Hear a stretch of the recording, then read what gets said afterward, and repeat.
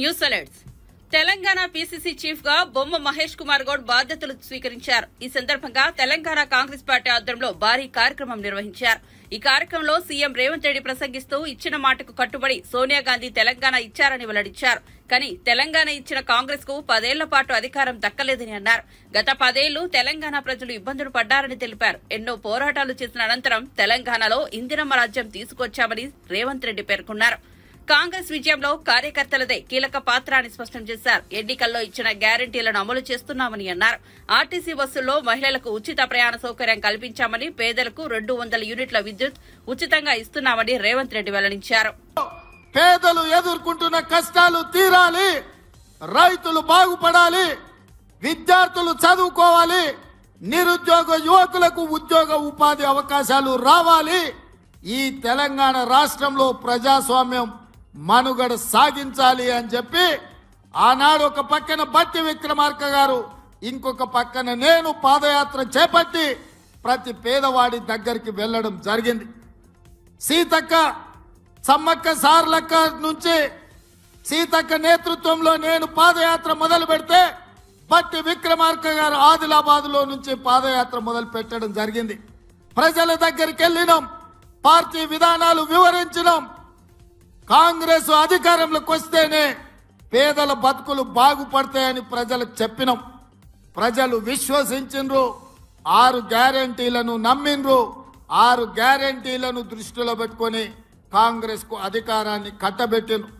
అందుకే డిసెంబర్ 3, 2023 నాడు కాంగ్రెస్ గెలిస్తే డిసెంబర్ 7 నాడు మనం ప్రభుత్వాన్ని ఏర్పాటు చేసినాం.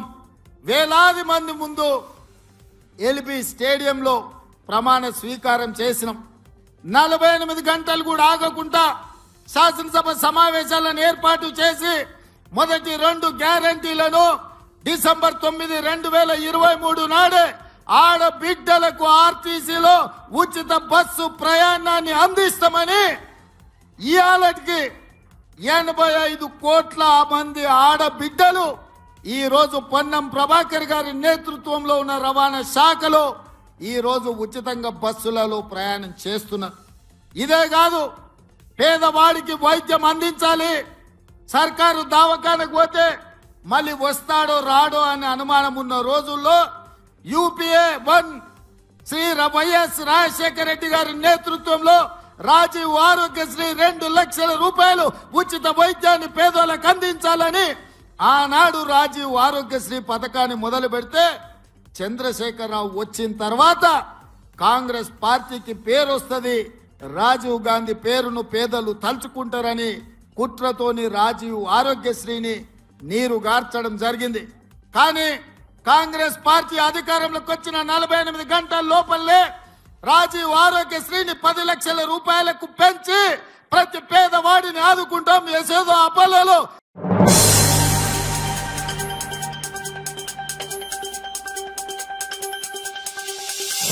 బీఆర్ఎస్ సీనియర్ నేత హరీష్ రావు సీఎం రేవంత్ రెడ్డిపై ధ్వజమెత్తారు. రేవంత్ రెడ్డి మాట్లాడేవన్నీ అబద్దాలేనని అన్నారు. రేవంత్ రెడ్డి ఎంత గగ్గోలు పెట్టినా నా అంత ఎత్తుకు ఎదగలేరని వ్యంగ్యం ప్రదర్శించారు. నేను తాటి చెత్తంత ఎదిగాను, సరే నువ్వు కనీసం వెంపలి చెట్టంతా ఎత్తైనా లేవు కదా అని ఎద్దేవా చేశారు. నా గురించి రేవంత్ కు ఎందుకంత బాధ? ముందు ప్రజల ఇబ్బందులు తొలగించడంపై దృష్టి పెట్టాలని వ్యాఖ్యానించారు. ఎక్కడ దాక్కున్నావంటూ రేవంత్ మాట్లాడుతున్నారు. నేను ఎక్కడా దాక్కోలేదు, నీ గుండెల్లో ఉన్న రుణమాఫీపై నిన్ను అడుగడుగునా నిలదీస్తుంటా అని హరీష్ రావు ఘాటుగా వ్యాఖ్యానించారు. మీ మెడలు వంచి సగం రుణమాఫీ చేయించాం, మొత్తం రుణమాఫీ పూర్తయ్యే వరకు మిమ్మల్ని వదిలిపెట్టేది లేదు అని స్పష్టం చేశారు. ఎంత ఎత్తు పెరగాలనో మన చేతులు ఉంటుందా? దేవుడిచ్చిన సృష్టి అది. మనం ఎంత ఎత్తు పెరగాలనేది మన చేతుల్లో ఉంటుందా? ఏమి అది భగవంతుడి ఇచ్చింది. నువ్వు ఎంతసేపు నా మీద ఏదో అసూయ పడుతున్నట్టు హరీష్ అంత ఎత్తు పెరగలేదని ఇప్పటికి ఒక 20 సార్లు మాట్లాడుతీవి. ఏదో పోనీలే ఎందుకు పట్టించుకోవాలని నేను అనుకుంటున్నా. ఇప్పుడు నా గురించి ఎంత తిట్టినా, నా ఎత్తు గురించి నువ్వు ఎంత మాట్లాడినా, నువ్వు ఎంత దానిలాడినా ఇప్పుడు నా అంత ఎత్తు నువ్వు పెరగలేవు. అయిపోయింది నీ పని, నువ్వు పెరగలేవు, నువ్వు గంటే ఉంటావు. నా ఎత్తు గురించి ఆలోచించడం మానేసి రైతుల గురించి ఆలోచించండి ముఖ్యమంత్రి గారు. నేను పొడిగే తెలంగాణ ఉద్యమం నన్ను ఇంకింత పొడుగు చేసింది. కానీ నువ్వేంది, నీ బుద్ధి కురచ, నీ చరిత్ర కురచ, నీ భాష కురచ, నీ కురుచతనం వల్ల కలిగిన ఆత్మన్యూన్యత భావం వల్ల పదే పదే నువ్వు నా పొడుగు గురించి మాట్లాడి నువ్వు నీ విలువ నువ్వు తగ్గించుకుంటున్నావు రేవంత్ రెడ్డి గారు. బంద్ చేయి, ఊకే చిల్లర మాటలు బంద్ చేసి రైతుల గురించి ఆలోచించు, రాష్ట్రం గురించి ఆలోచించు, ప్రజల గురించి ఆలోచించు, ప్రజలకు ఏం చేయాలనో ఆలోచించు. నేను తాటి చెట్టు అంతా ఎదిగినా అని మాట్లాడుతున్నావు. అవును ఎదిగిన, తప్పేమున్నా దేవుడు ఇచ్చిండు నాకు. నువ్వు వెంపల చెట్టు అంతా కూడా ఎదగలే కదా, నీకు దేవుడు గంతే ఇచ్చిండు. ఊకే దాని గురించి మాట్లాడితే ఏమొస్తుంది? ఒక ముఖ్యమంత్రిగా రాష్ట్రంలో ప్రజలకు మేలు చేయడం గురించి మాట్లాడు. నీకు ప్రజలు ఒక గొప్ప అవకాశం ఇచ్చిండ్రు, అది పనిలో రూపించు. ఇవాళ ఆయన మళ్ళీ మాట్లాడుతూ ఏమంటాడంటే రుణమాఫీ నేను పూర్తి చేసినా అని మాట్లాడు. రుణమాఫీ నిజంగా జరిగిందా? నువ్వు ఏం చెప్పినావు దేవుడి మీద ఒట్టిపెట్టి? అటున్న సూర్యుడు ఇటు పొడిచినా, ఎవడున్నా ఎవడు లేకపోయినా 15 ఆగస్టు కల్లా రుణమాఫీ పూర్తి చేస్తా.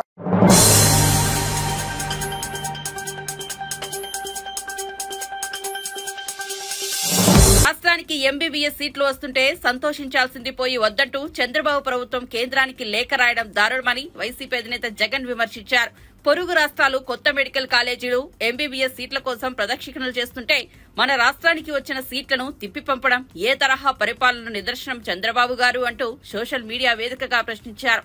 నిర్దేశించుకున్న ప్రణాళిక ప్రకారం వెళ్తే ఈ సంవత్సరంలోనే పులివెందల, మదనపల్లి, మార్కాపురం, పాడేరు, ఆదోని మెడికల్ కాలేజీల్లో మరో 750 సీట్లు అందుబాటులోకి వచ్చేవని జగన్ వెల్లడించారు. కానీ ఇప్పుడు పాడేరు కాలేజీని 50 సీట్లకే పరిమితం చేయడమేంటి? పులివెందల కాలేజీకి ఎన్ఎంసీ 50 సీట్లు కేటాయిస్తే వద్దంటూ ప్రభుత్వం లేఖ రాయడమేంటి? వైద్య కళాశాలను ప్రైవేట్ పరం చేసే కుంభకోణాలకు ఆలోచన చేయడం ఏంటి అని నిలదీశారు.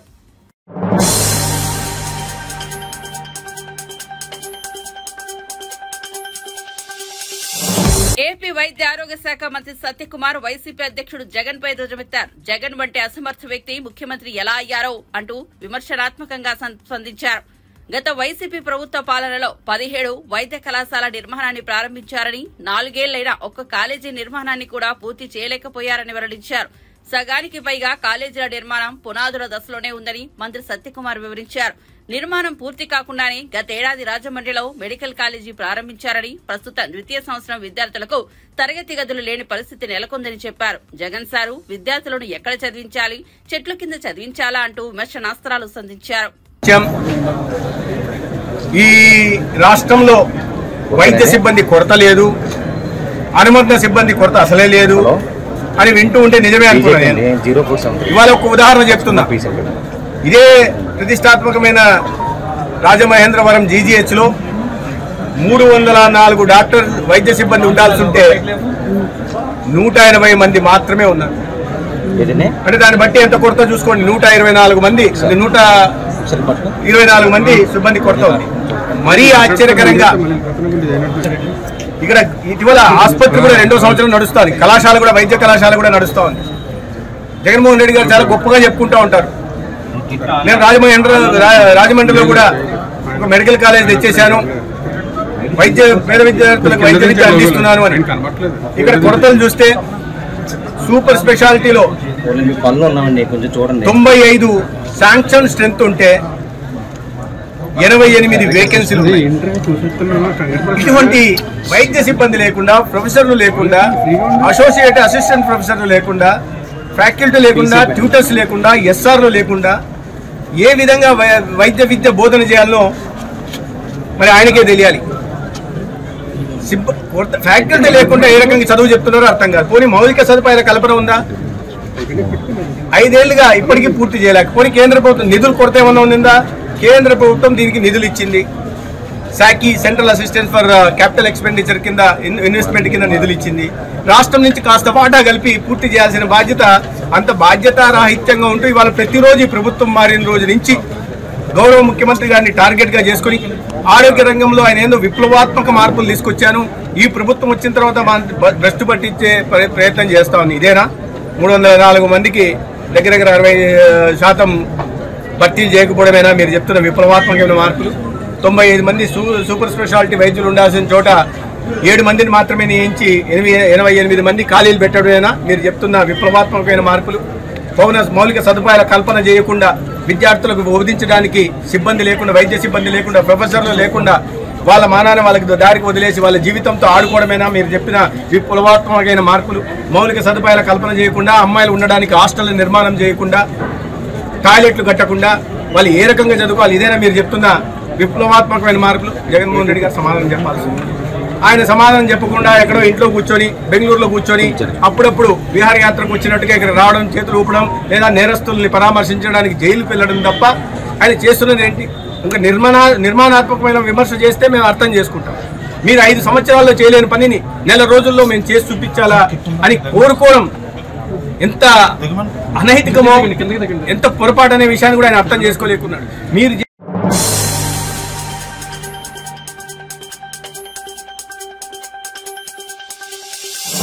సికింద్రాబాద్ లో తెలంగాణ విమోచన దినోత్సవ చిత్ర ప్రదర్శనను కేంద్ర మంత్రి బండి సంజయ్, ఎంపీ లక్ష్మణ్ ప్రారంభించారు. ఈ సందర్భంగా వారు మాట్లాడుతూ కేంద్ర ప్రభుత్వ ఆధీనంలో 3వసారి వేడుకలను నిర్వహిస్తున్నామన్నారు. సమైక్య పాలనతో పాటు గత ప్రభుత్వం కూడా వేడుకలు నిర్వహించలేదని, కానీ కేంద్ర సంస్కృతి శాఖ ఆధ్వర్యంలో వేడుకలు నిర్వహిస్తున్నామన్నారు. పాఠ్యాంశంలో తెలంగాణ చరిత్ర చేర్చాలన్న ఆలోచన త్వరలో ఫలిస్తుందని ఆశిస్తున్నామన్నారు. ఫోటో ఎగ్జిబిషన్ ప్రతి ఒక్కరూ తిలకించాలి. నిజం పాలనలో ఎగ్జిబిషన్ తెలియజేస్తుంది. 70 ఏళ్ల నుంచి విమోచన దినోత్సవంపై చర్చ లేదన్నారు. చరిత్రను తారుమారు చేయడానికి కొందరు ప్రయత్నం చేస్తున్నారని, ప్రతి సంవత్సరం వేడుకలు నిర్వహిస్తాం. చరిత్ర తారుమారు చేయాలని చూస్తే వారు తారుమారు అవుతారన్నారు.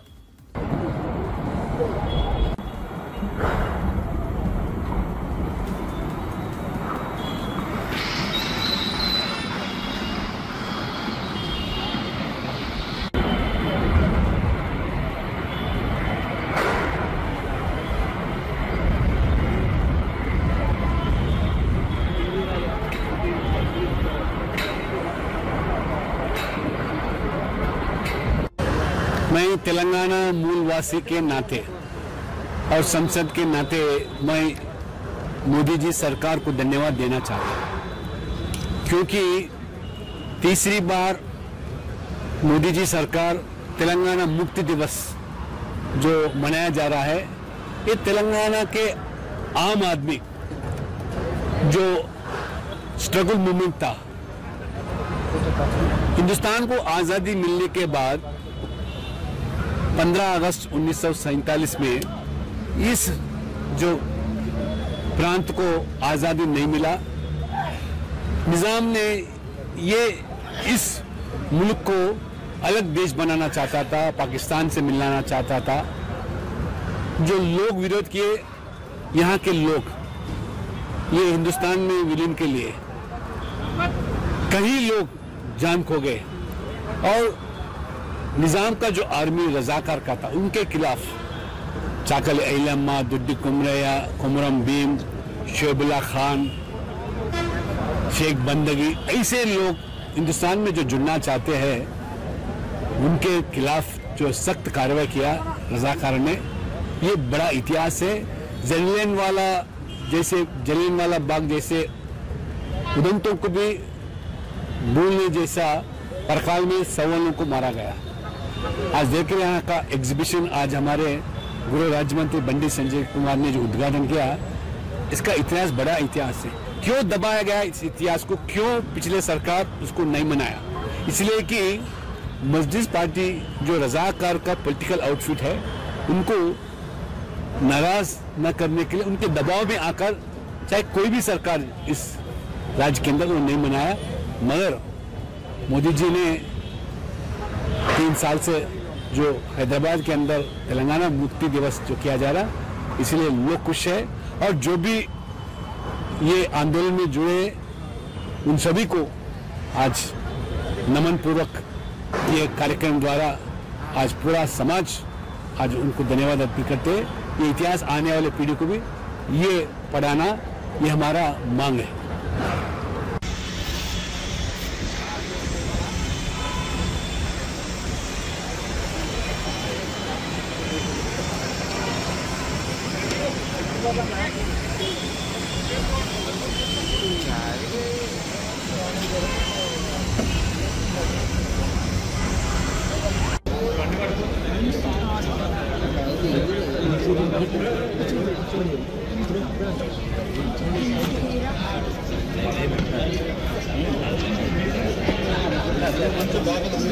చూసుకోరా చూసి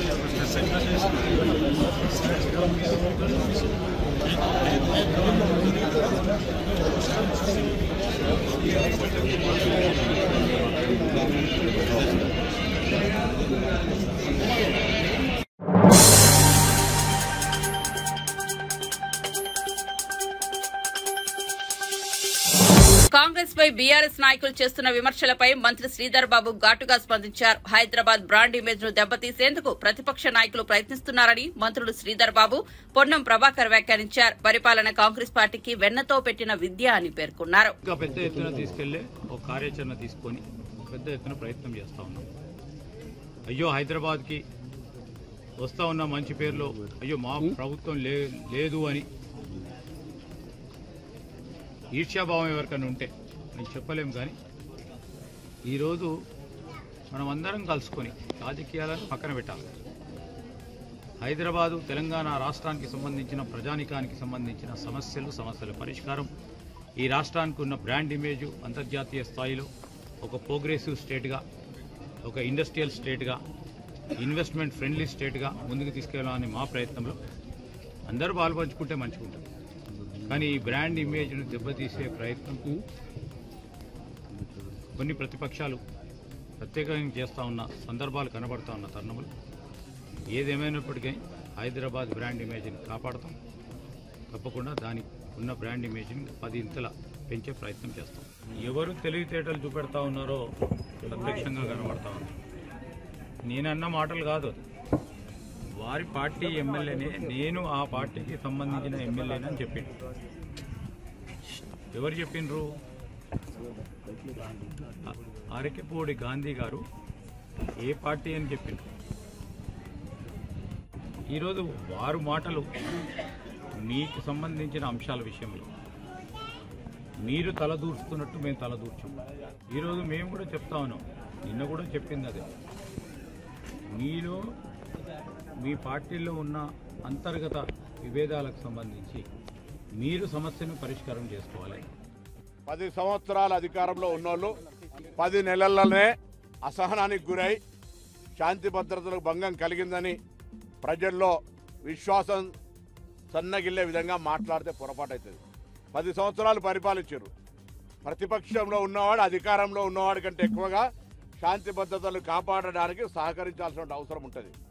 కానీ శాంతి భద్రతలు ఉండొద్దు, రాష్ట్రం అల్లకల్లోలం కావాలి, ఘర్షణలకు నిలయం కావాలని కోరుకుంటున్నట్టు అనిపిస్తుంది. వాళ్ళు మారు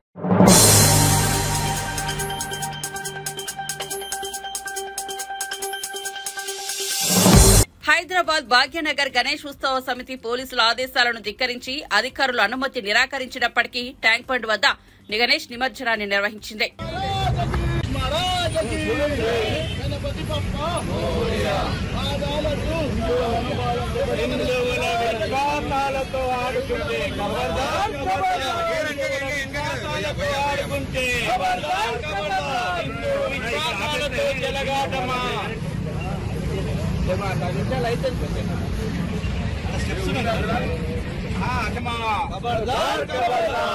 విశ్వాసాలతో జలగాటమా,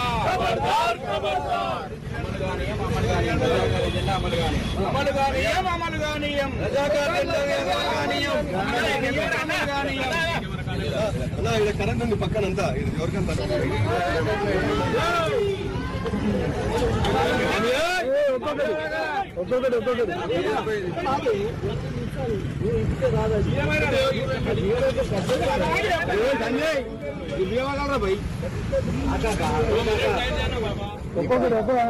అన్న తీస్తుంది పనిచేస్తాడు.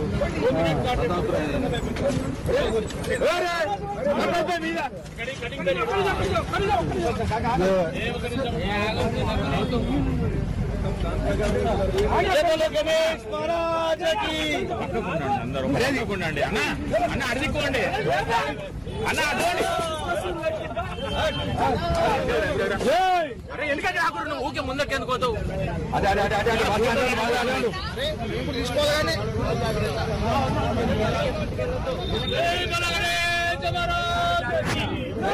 అన్న, అరే ఎందుకు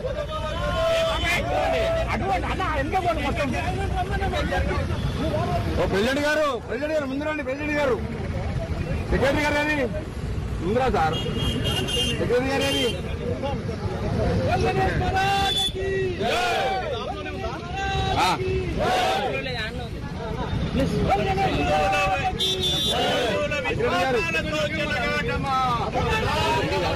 హిందువుల విశ్వాసాలతో చెలగాటమా, హిందువుల విశ్వాసాలతో చెలగాటమా.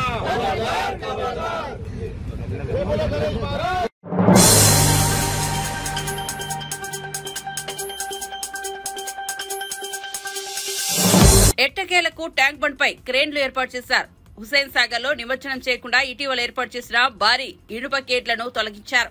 గణేష్ ఉత్సవ సమితి ఆందోళనతో అధికారులు దిగొచ్చారు. ఆదివారం సాయంత్రం క్రేన్లు ఏర్పాటు చేసి నిమజ్జన ప్రక్రియ ప్రారంభించారు. నిమజ్జనాల నేపథ్యంలో ట్రాఫిక్ ను లోయర్ ట్యాంక్ బండ్ వైపు మళ్లిస్తున్నారు.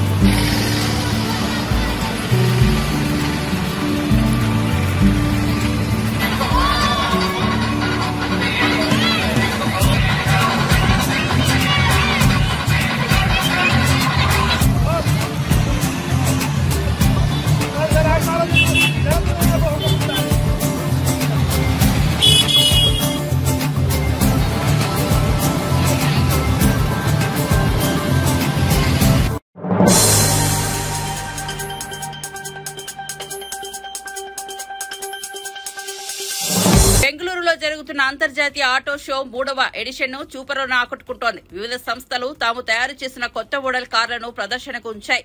వింటేజ్ కార్ల దగ్గర నుంచి భవిష్యత్తు తరం కార్ల వరకు ఈ షోలో ప్రదర్శనకు ఉంచారు. దాదాపు 10 ఏళ్ల తర్వాత బెంగళూరులో ఈ ఆటో షో నిర్వహిస్తున్నట్లు నిర్వాహకులు తెలిపారు.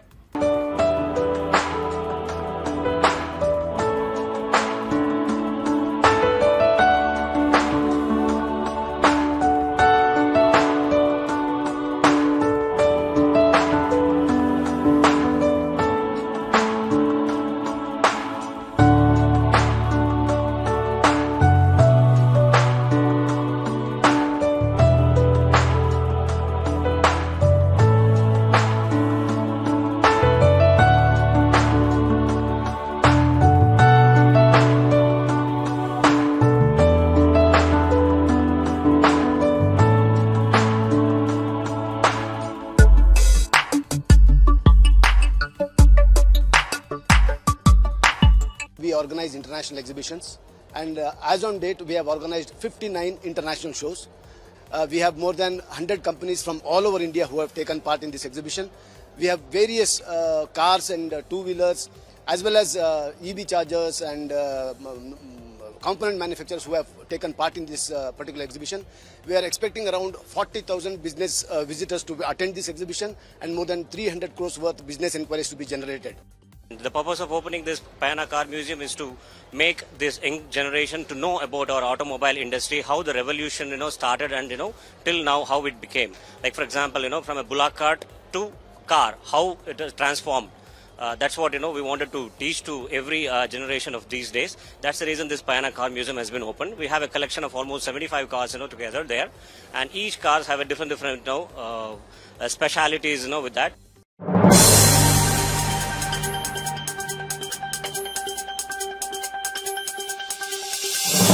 ఏపీ వ్యాప్తంగా గణేష్ నవరాత్రి ఉత్సవాలు ఘనంగా సాగుతున్నాయి. అనంతపురం జిల్లా తాడిపత్రిలో ఏర్పాటు చేసిన కాంతార గణపతి భక్తులను విశేషంగా ఆకట్టుకుంటోంది. వినూత్నంగా ఏర్పాటు చేసిన ఈ విగ్రహాన్ని చూసేందుకు భక్తులు పెద్ద ఎత్తున తరలివస్తున్నారు.